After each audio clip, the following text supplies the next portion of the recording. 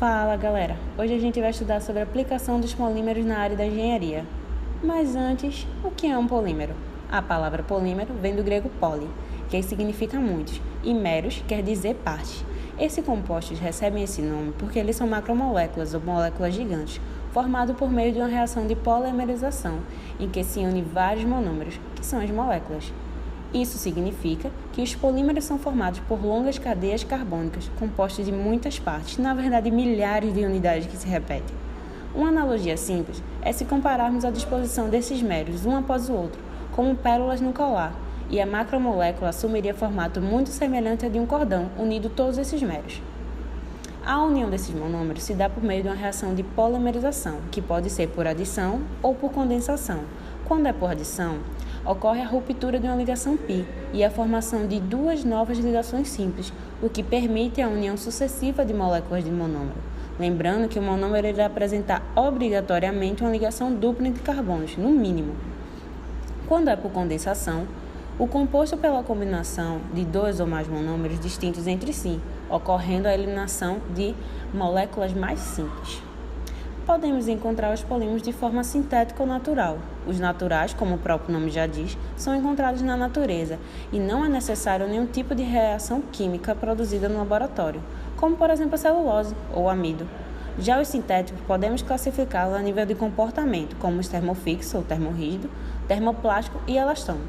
De forma breve, podemos dizer que os termofixos são os rígidos, possuem na sua estrutura ligações cruzadas ou em rede. Mas peraí, vocês lembram que são ligações, não é? Se não lembrar, então vamos lá para essa revisão. Existem 4 tipos de ligações: as lineares, ramificadas, cruzadas e em rede. Cada ligação irá interferir nas propriedades químicas, físicas dos materiais e é de extrema importância quanto iremos analisar o comportamento dos materiais. Então vamos voltar. Onde paramos? Sim. Atenção nessa informação aqui. Os termofixos, com aumento de temperatura, ele degrada. Já os termoplásticos, as ligações presentes podem ser linear ou ramificada. Quando aquecidos ou pressionados, amolecem. Por esta razão, são moldáveis e recicláveis, pois possuem o seu processo reversível. E por fim, também temos os elastômeros, que possuem baixa densidade e ligações cruzadas com a presença de enxofre. São propriamente ditas borrachas, e sua formação se dá pelo processo de vulcanização. O polímero que nós escolhemos para falar sobre a aplicação na engenharia foi o PVC. Vamos saber um pouco mais sobre ele. Agora vamos falar um pouco da origem da resina de PVC. De acordo com Navarro, o desenvolvimento das resinas de PVC teve início em 1835, quando Justo von Liebig descobriu o monômero cloreto de vinila, o MVC, um gás a temperatura ambiente com ponto de ebulição igual a menos 13,8 graus Celsius. Essa descoberta de Liebig fez-se por meio da reação do dicloretileno com hidróxido de potássio em solução alcoólica. Entretanto, foi um dos alunos de Liebig, Victor Reynolds, o responsável pela publicação de um artigo em 1839 relatando a observação da ocorrência de um pó branco após exposição de ampolas seladas preenchidas com o MVC à luz solar. Reynolds pensou que este pó fosse PVC, mas estudos indicaram que tratavam-se do cloreto de vinilideno. O primeiro relato da polimerização autêntica de um haleto de vinil foi feita por A. W. Hoffman em 1860, que notou a mudança do brometo de vinila para uma massa esbranquecida sem mudança composicional. O primeiro registro da polimerização do MVC e obtenção do PVC ocorreram em 1872. Baumann, um químico alemão, detalhou a mudança do MVC induzida pela luz para um produto sólido branco, que imaginou ser um isômero do monômero. As propriedades dessa substância, descrita por ele, coincide com as propriedades apresentadas pelo PVC. De 1912 a 1926, a indústria alemã não obteve sucesso na tentativa de construir equipamentos capazes de processar o PVC, por conta de sua instabilidade à temperatura. Tal fato levou à sua suspensão da manutenção das diversas patentes editadas, tendo aberto caminho para que outras empresas passassem a tentar produzir o PVC.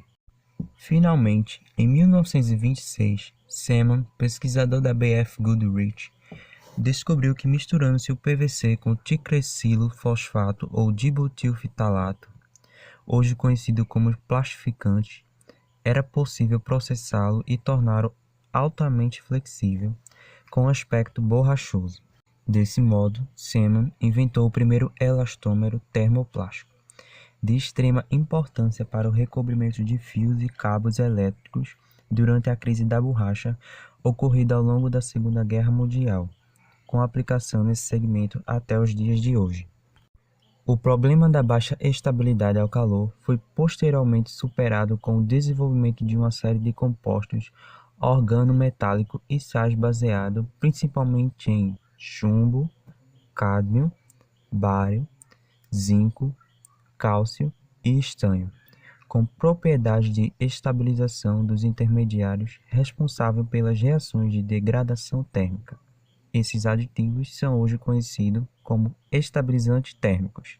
PVC é a sigla inglesa de Polyvinyl Chloride e em português significa policloreto de polivinila ou policloreto de vinil.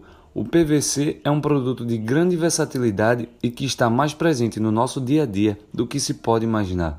Suas propriedades, características e relação custo-benefício combinados revelam as suas potencialidades de aplicação, tornando um produto de extrema importância para a indústria, sobretudo para a humanidade. É o mais versátil entre os plásticos, devido à sua adequação aos mais variados processos de moldagem, podendo ser injetado, extrusado, calandrado, espalmado, entre outros. Com características anti-chama e auto-extinguível, além de ser bom isolante elétrico, é muito utilizado na fabricação de cabos elétricos. O PVC é o segundo plástico mais consumido no mundo, sendo fabricado aos milhares e milhares de toneladas ao ano. Sua síntese é obtida através do método de poliadição, onde seus monômeros sofrem ruptura de uma ligação π e a formação de duas novas ligações simples, o que permite a união sucessiva das moléculas de seus meros. Aqui vemos a estrutura inicial do polímero PVC, o monômero cloreto de vinila. Vinil é a mesma coisa que etenil, é um radical derivado do hidrocarboneto eteno que tem fórmula molecular C2H4. O processo de obtenção do polímero PVC se dá por radicais livres onde são adicionados indicadores como peróxido de carbonatos, peróxidos de diacila e ésteres peróxidos. O PVC contém em peso 57% de cloro, obtido através de eletrólise do sal marinho, um recurso natural e inesgotável, e 43% de eteno, derivado do petróleo. A eletrólise é a reação química resultante da passagem de uma corrente elétrica por água salgada, ou salmoura. Para a obtenção do eteno, que representa apenas 43% dessa resina, o óleo cru passa por uma destilação, na qual é obtida a nafta leve. O eteno é gerado a partir do processo de craqueamento catalítico, que é a quebra de moléculas grandes em moléculas menores, com a ação de catalisadores para acelerar esse processo. Tanto o cloro como o eteno estão na fase gasosa, e da reação dos dois é produzido o DCE, de cloroetano. A partir do DCE, obtém-se o MVC, monômero cloreto de vinila. As moléculas de MVC são submetidas ao processo de polimerização, ou seja, elas ligam formando uma molécula muito maior, o polímero PVC, policloreto de vinila, que é um pó muito fino de cor branca e totalmente inerte. A resina de PVC, na sua forma pura, pós-fabricação, é um pó branco que sozinho não tem nenhuma aplicação industrial, pois não é processável devido às suas características físicas e químicas. Para a fabricação de produtos de PVC, é necessária a adição de produtos químicos ou aditivos a essa resina. Essa mistura dá-se o nome de composto de PVC. A ação de misturar resina e aditivos é chamada de formulação. O composto de PVC é, então, inserido em máquinas específicas a depender do produto a ser fabricado, como extrusoras, injetoras, sopradoras e etc., onde serão transformados ou processados no produto desejado, como tubos, conexões, frascos. O tipo de resina e os aditivos utilizados determinarão a característica final do produto em PVC, que podem se apresentar nas formas rígidas ou flexível, transparente ou opaco, dentre diversas outras características. Aplicações. O PVC é considerado um polímero polivalente, pois apresenta formas desde bastante flexíveis até mais rígidas. No caso dos tubos com adição de pigmentos coloridos ao PVC, os produtos produzidos podem as mais diversas cores ou ainda podem ser transparentes ou opacos.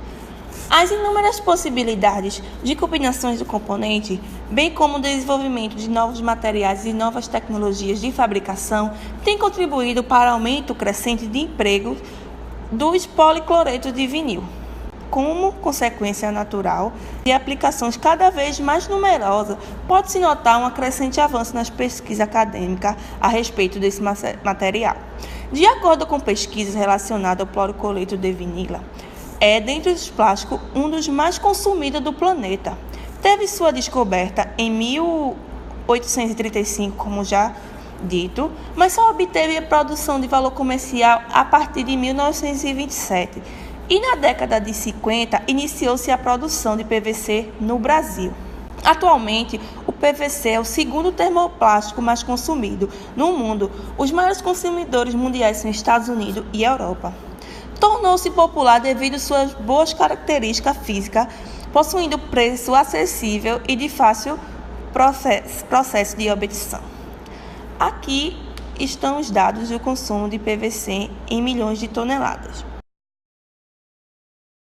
Para uma maior facilidade de entendimento de suas aplicações, vamos dividi-los em PVC rígido e flexível. O PVC rígido tem a sua principal aplicação em tubos para encanamento de água e esgoto. Já o PVC plastificado é usado em couro sintético, fraldas para bebês, cortina, toalha de mesa, cortina de chuveiro, pisos, pipas, bandejas de refeições, revestimento de fios e cabos elétricos, película para embalar alimentos, mangueira de jardim, brinquedos, estofamentos de automóveis.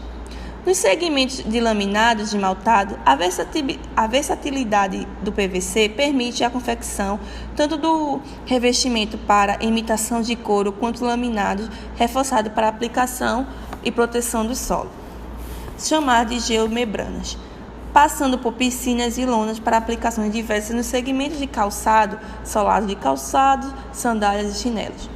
Vemos então a mais variada aplicação deste polímero, cuja propriedade o torna tão importante e único nas diversas áreas em que for aplicado. Now the world